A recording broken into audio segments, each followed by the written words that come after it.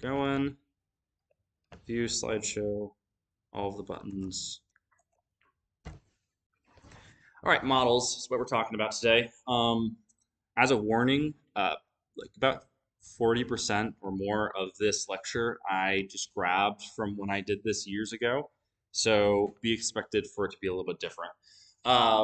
So what we'll be learning about today, the Meet Freddy, hence the different. We're going to be talking about models. And so when we think about models, we're going to think about them conceptually as like an idea. And then we're going to talk about model binding, which is a little bit more tactical, hands-on. This is actually an application of using models in our project. So meet Freddy. This is Freddy. Hi, I'm Freddy. I'm very disorganized, so I'm going to create a to-do list. This piece of paper stores data. It's my representation of a database. Because like if I write something on it, it's stored in memory, what the paper remembers, if that makes sense. So the analogy here is the paper is a database. It's going to store Freddy's to-do list. So here Freddy adds a bunch of to-do items and decides to start to-doing 2 hours later. Okay, Freddy's successful with his first to-do item. Freddy crosses out the item. Freddy runs into trouble, starts running into something that we in the programming world would call edge cases. And so noted that, well, squirrels are very fast, so I don't think I can do this. I'm going to add a note. And then for the other one, Freddy decided to write done next to it. Then Freddy started doodling, put a note by the other one saying, I'm still working on it. Wrote a note saying, I'm scheduling this for Friday. Played tic-tac-toe, put his coffee cup on the paper, all these different things that sort of spiraled out of control. Freddy tried to be organized. Freddy failed. Freddy needs a model. Can you help Freddy? Wrong model, obviously. So that brings us to models in Java. So we've talked about MVC, give or take, kind of like off and on. We haven't really leaned into it a whole lot.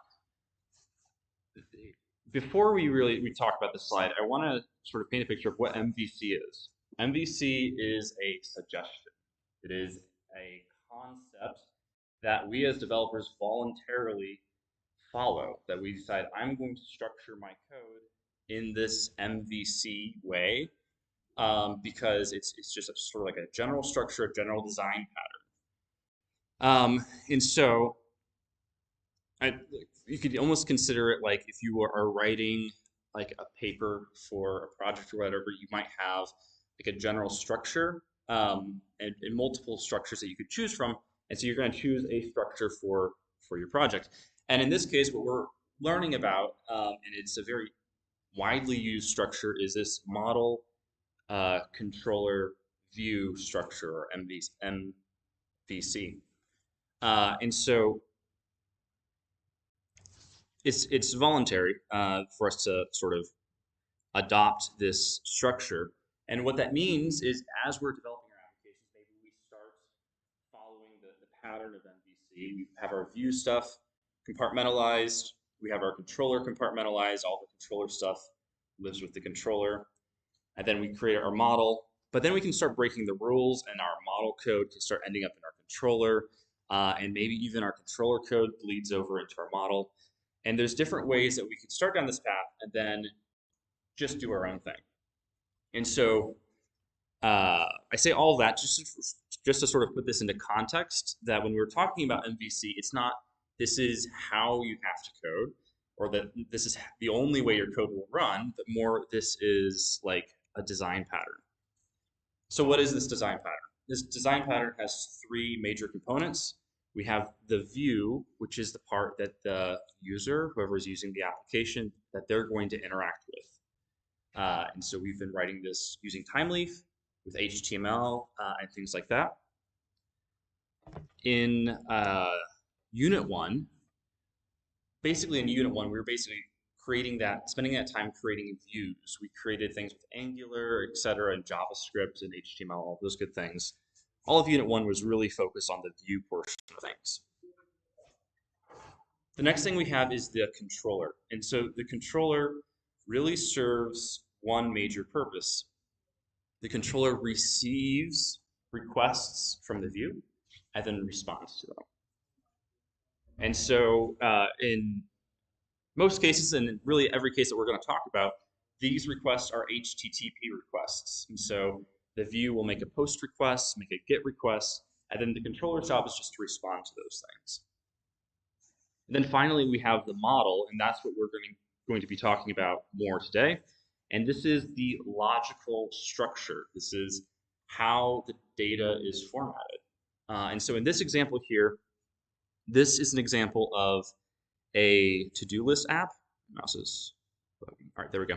This is a to-do list app. And so let's say the user loads up the web application. The view will make a GET request to the controller. The controller will get a bunch of to-do items, pre-existing to-do items from the database, and they're all going to be structured like this. And because there's an agreed upon structure for the data, the view then knows how to work with it and knows I can expect to have a completed Boolean. And so if it's true, I'll say that this is checked. If it's false, I'll say it's unchecked. Things like that. Cool. So I'm going to move on soon, but I want to pause here just for questions or thoughts about MVC, this design pattern. Yes. So, out of all the different design patterns, are we focusing on this one in particular because this is a very popular one that's using a lot of development environments around here? Yes. As far as like what the thought process was when this was created, I'm not sure as far as like when it was integrated with the LaunchCode curriculum, but I can say from personal experience, this is like the general structure for, I would say, most larger scale web applications. There are some others I'm not as familiar with, like it's like model view model, something like that. It's like VCCM, something like that. Those I'm not very familiar with, but yeah, this is a very common way to build a web application. Very common. Yeah. Thanks for the question. Other questions? Okay. All right, now I'm going to ask y'all a few questions. These might be really easy, maybe they won't be, but question, is this code snippet part of the model, the view, or the controller? Any takers? Yes. Correct, this is the view. We're looking at some timely flavored HTML. And so HTML really serves the primary purpose of displaying information as a view. Question number 2, is this code snippet part of the model, the view, or the controller? Yes. Correct, this is the controller. If you notice, we have this post mapping. Mouse is fighting me. We have this post mapping thing at the top of our controller. And that is essentially saying that we're going to handle post requests to the create endpoint. And then finally, you might be able to guess this based off of elimination, but is this code part of the model, the view, or the controller? Yes. It's the model, right? Okay, so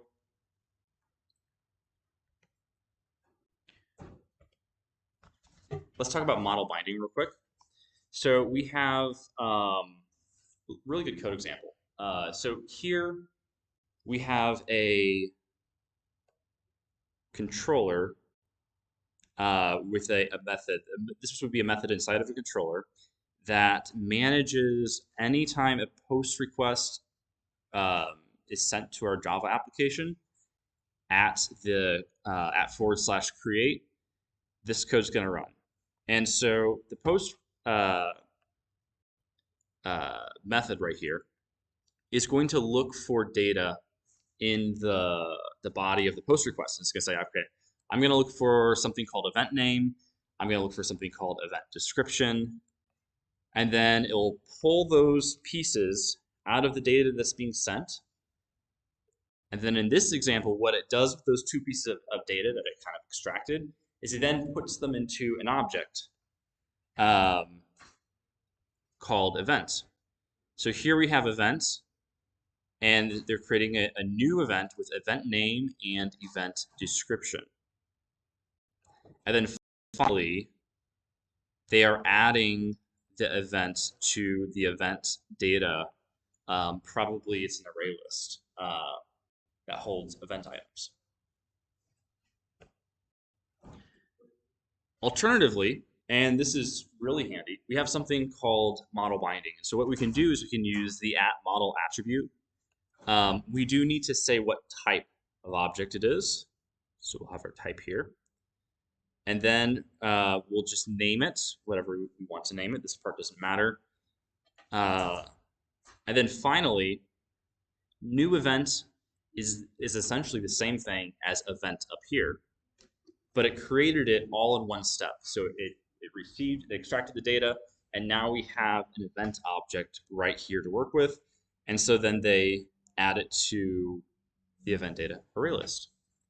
And so here we can see that at least at this level, model binding hasn't like revolutionized how we're able to handle data, but it certainly made it a bit cleaner, a bit easier. And yeah, so questions on this slide about how this works? Yes. Question about that. So with the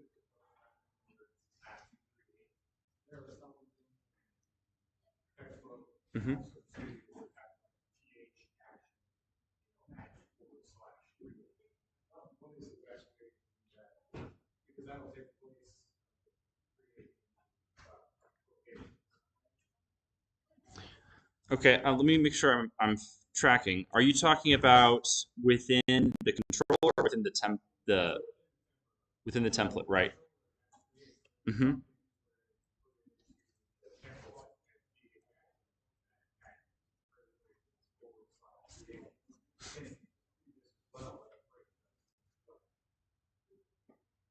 Okay. I might not be familiar with this scenario. So if in the template we have like something, it's like a form with a.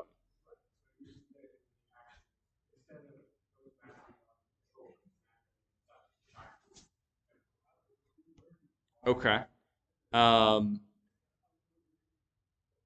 yeah, I might need to take a minute a bit later to draw the dots between these two things. Maybe just test it out and see what you're saying. Um, yeah, I will just say, generally speaking, the way I think about it is the controller, it is listening and waiting, and then in the time leaf template, it's going to be sending the request off, and it's only when it gets sent that it receives something. I don't think that's exactly what you're asking about. Maybe I'll come back to that later, possibly one on one. But cool, thanks for the question. Other questions? Yes.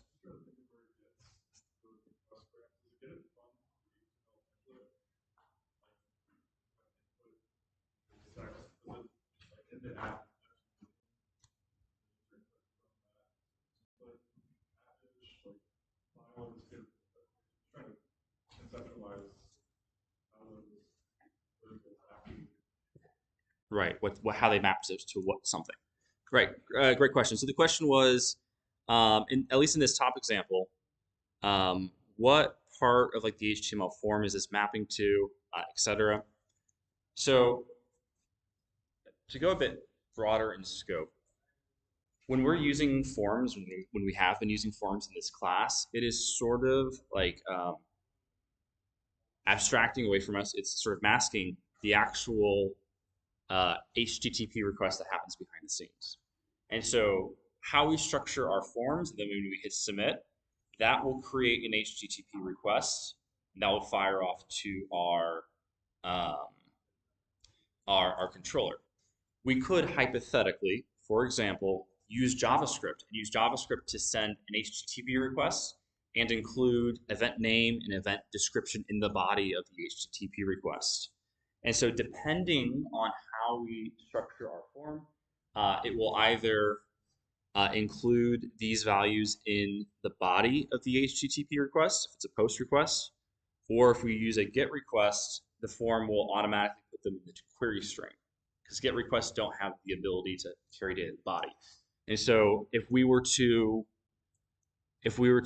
submit a form with the method, or I think it's method, a post, and then look at that in our browser's dev tools, we'll see the request, and then we can zoom in on it and see that in the body of the request, not in the URL of the request, but in the body of the request, it has those values.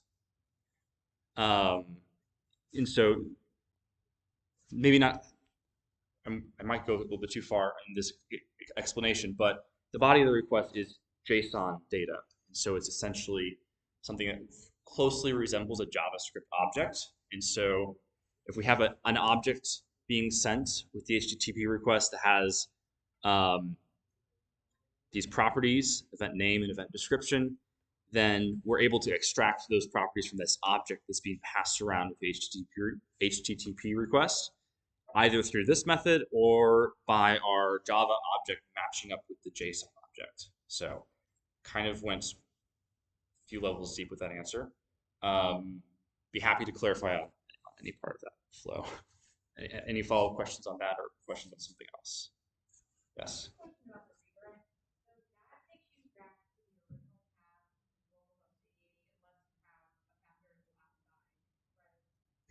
I believe so. I believe, yeah, redirect will send you back to root. Um,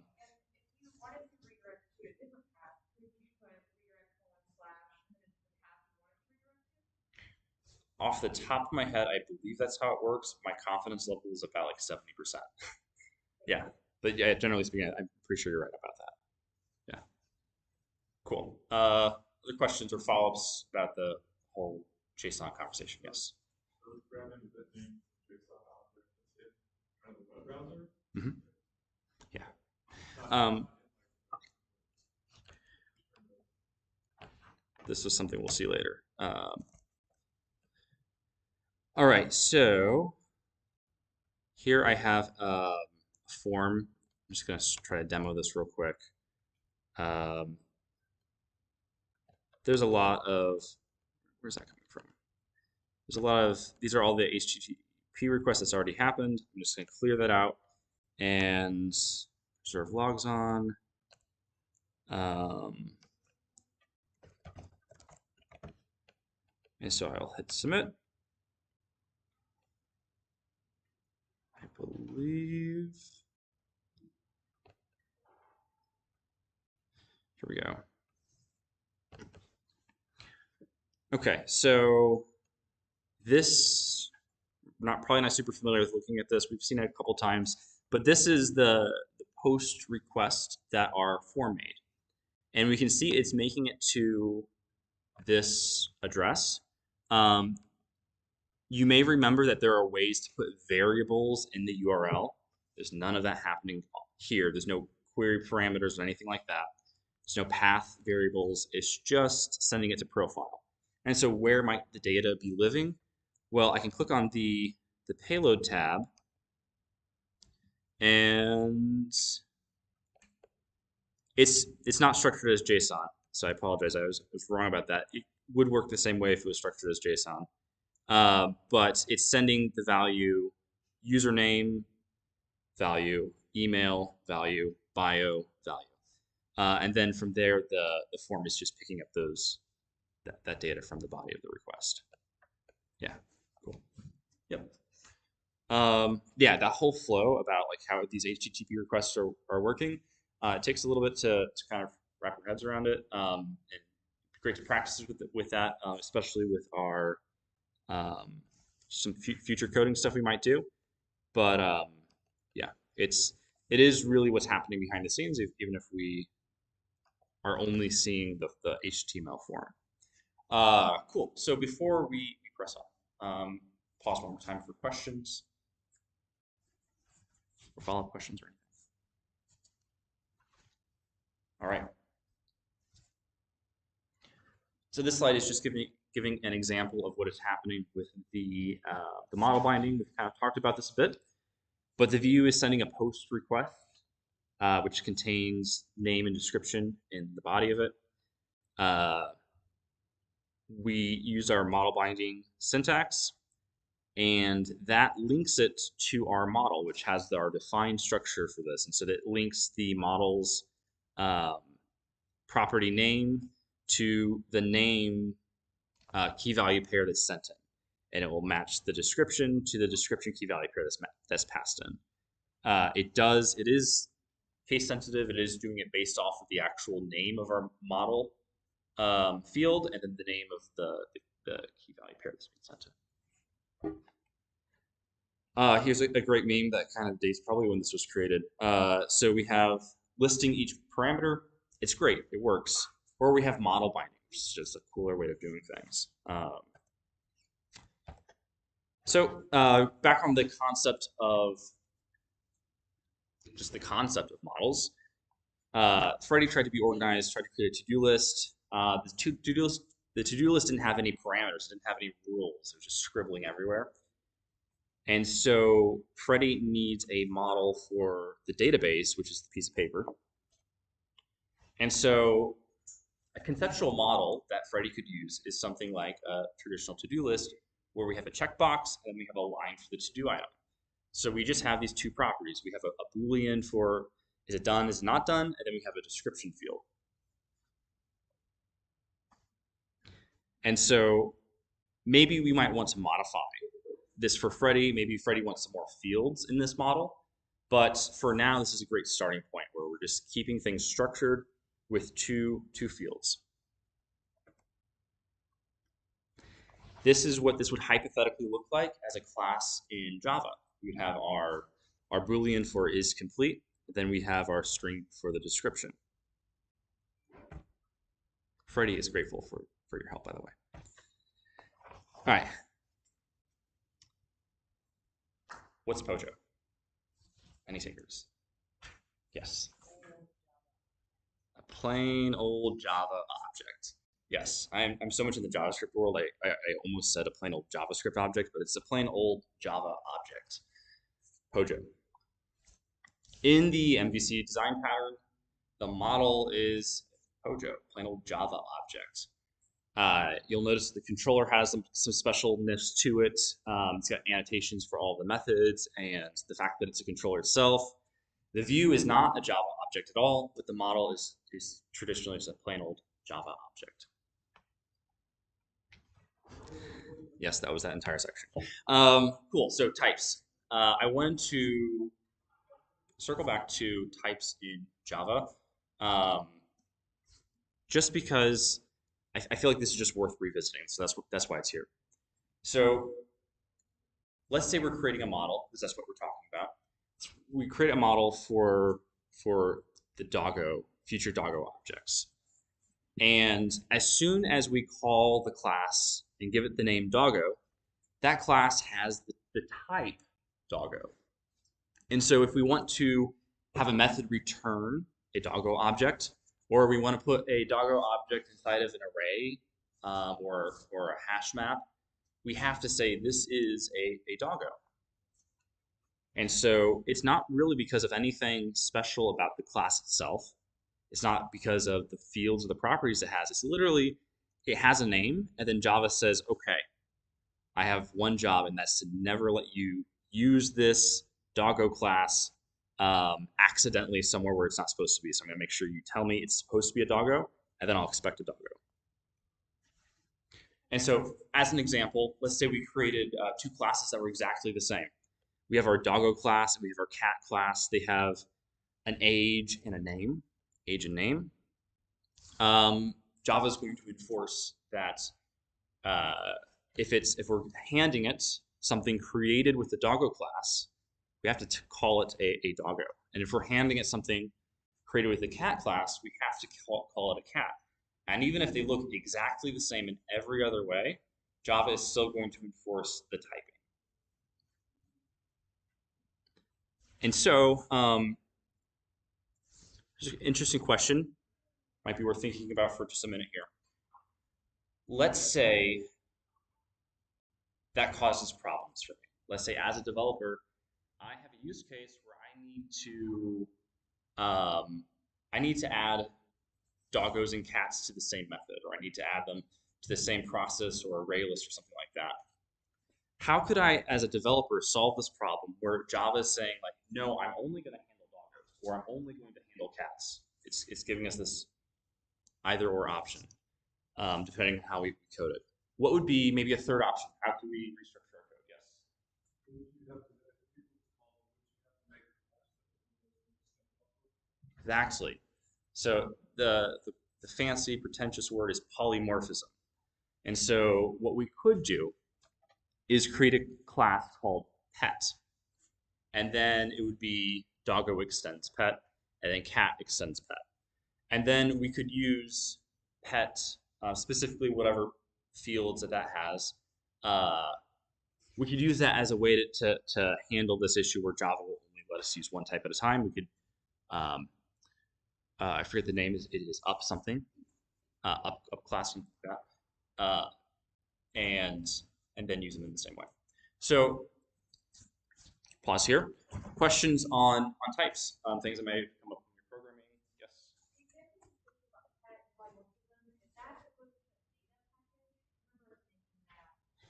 Right. Okay. So during the model and model binding chapter, Chris Bay took a section to create a data class. Right. Um, that is not directly related to this.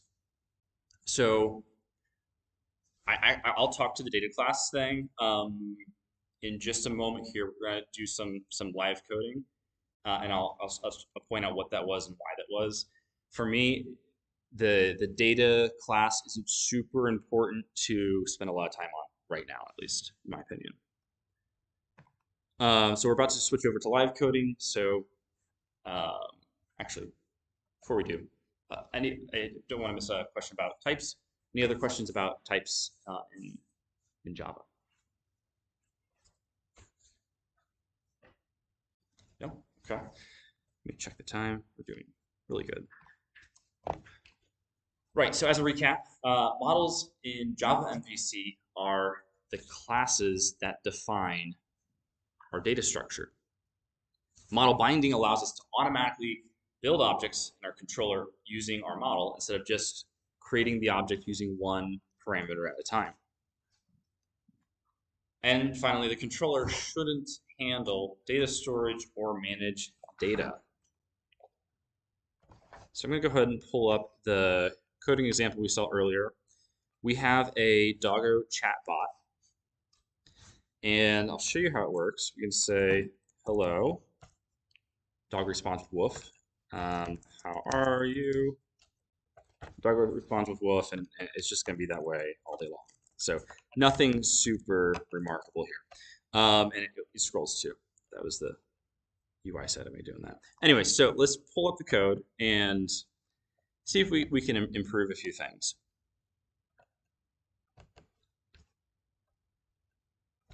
It's also worth noting, I forgot to show you this. We did see it earlier. At the profile endpoint, we can update our username. And so I'm going to change the username to McDev. I am going to update the email and the bio. So I'm going to submit that. And you'll notice that now my name says McDev instead of like user1234. So that's what we're working with. All right. So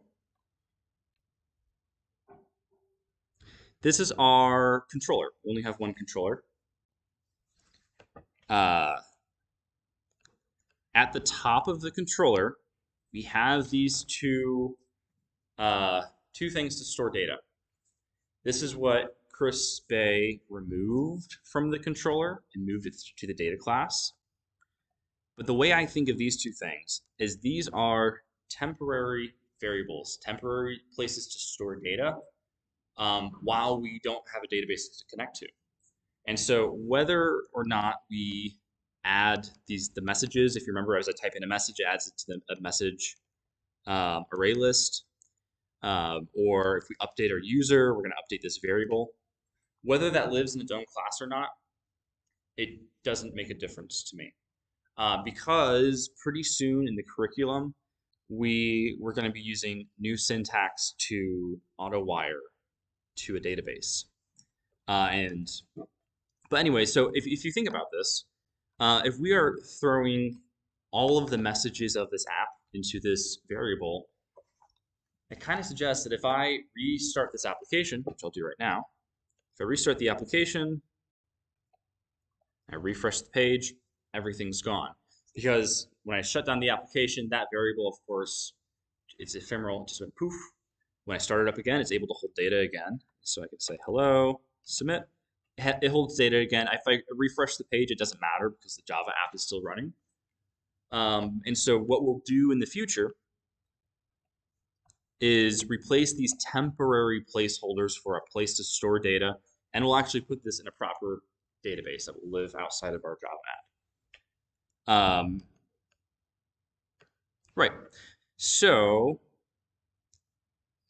here we have a Git mapping. This is just providing the home page where we're able to chat with the doggo. We're able to here. This is where the user object and then the messages array are passed into the timeleaf template, so it can display the data. And then here we have our post mapping. And so every time I press enter or submit for the message, it's going to send a post request, and then the controller is going to catch it, and it's going to pull out the message from the post request. In here, we extract the message from the post request, add it to our messages temporary array, where we're storing all this data. And then I also create the wolf message here too. That's where that happens. And then we redirect, which basically sends us back to this controller, which now has updated messages. Finally, we have a profile page, that's our Git mapping, and then a profile post mapping for when I want to update the profile. And this is going to take the username, email, and bio from the form. Oops, sorry. Extract that, and then add that to update the user object. So saying like user.set username, user.set email. We're just updating this object that is temporarily living right here. Okay. And then that redirects back to the home page right here. Hypothetically, we might be able to redirect back to the profile page or something like this, but I'm not sure. We'd have to try that out maybe in a bit. Cool. So we'll look at the two models next, and then we'll actually update the code. Before I do, questions on the controller, how this code works.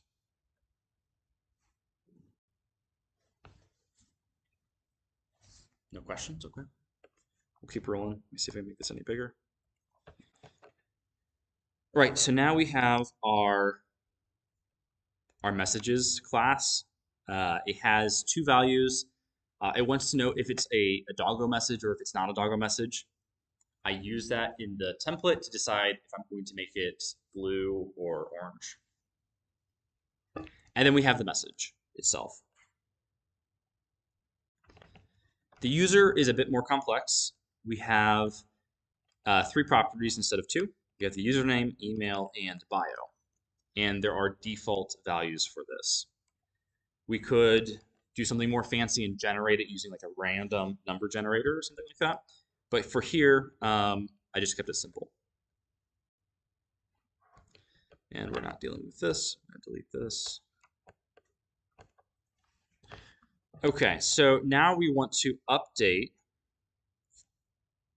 our post mapping right here. We want to update this so that when we send data, we're not manually grabbing each item, but we're using the model binding. And so let's see, it is at model attribute. We have to give it the type. And so in this case, it's going to be user. And then we will name the data. We'll call this updated user. And so now from here, we have a brand new user object. If you remember at the top of this, this is my temporary database. And so really what I want to do is just update this variable right here. So I will say something like, I can say like this dot user to be very specific, or I could just say, well, maybe it doesn't like that. I'll just say user equals, why is it not happy? Might be jumping the gun. Yeah, that looks right. User equals updated user. Yeah, it's happy. I think it still likes this. Yeah. Either way, it should work. And so now what I've done is I've refactored it. Code should work the same way. Let me rerun the application. Refresh. Add message. Go to profile. I want to change my username back to McDev. Change it even further so we can see it changed. I press enter and it works. So we've gone through the data flow basically the same way. In this case, we're using model binding, which is convenient. We could do it over here as well. I believe. Let me think about this because, yeah. So we could say at model attribute, we could say, I'll have to do the message type. And then we will say, just call it user message. And here we will add the user message. Let's see if that works. Refresh the page. If it works, it'll let me make a message. If not, it won't. Okay, something's not quite right about this. Cannot convert from null to Boolean. I know what I need to do. Okay, so this is an interesting problem. And this is something that I think that y'all encounter when you end up working with model binding in the future. So I got an error message that said I cannot convert null to Boolean. Any guesses, any intuition as to what might be causing this?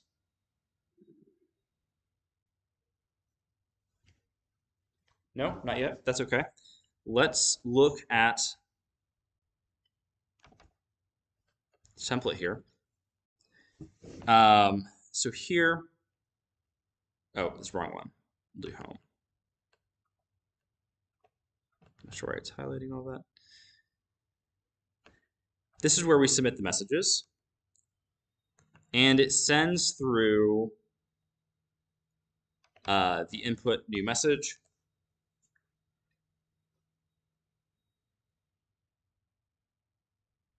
Let me verify something here. Now for starters,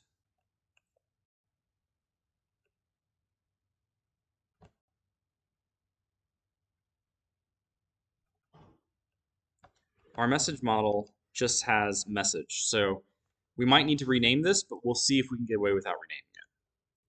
The real issue behind this right now is that we're trying to use model binding, but we're not sending in that Boolean that says, is this a user's message or is this a doggo message, that true or false? And so I am going to add another input, and we're going to call this, based off of this, we'll call this isDoggo. And then value equals false. Doing a bit of guesswork, but I think this is in the right direction. Let's refresh and try again. We'll ignore this for now. There's a way to make it prettier, assuming it works. And that works. Okay. So what the model binding did is it looked for a string value and then the Boolean value. It matched those two things up, and so we were able to pass false to model binding. The reason why it was not working before is if we look at the class here, message has two properties, but we only gave it one. All right, so let me just Google something real quick.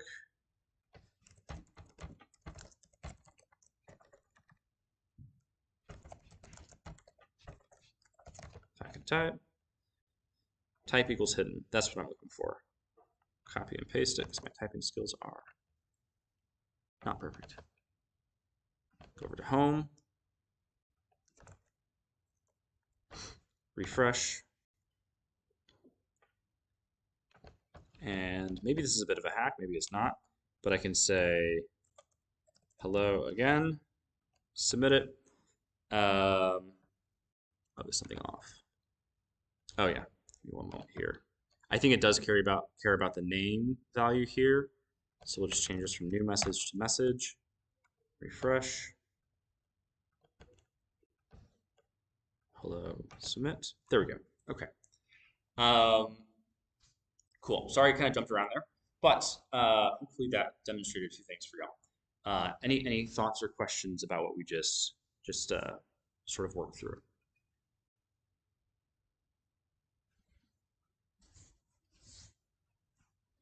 No? Okay, pretty quiet. Right. So let's see here. There's a few other things we could do with this. I don't think we will. I will show you. I was experimenting with adding JavaScript to the the template. It's definitely possible. Try to do something a little bit more interesting with it and just show it maybe during a studio review if we have some extra time. But what I want to do now is end early. Just give us a 10-minute head start for the studio. So yes, so that's it for lecture.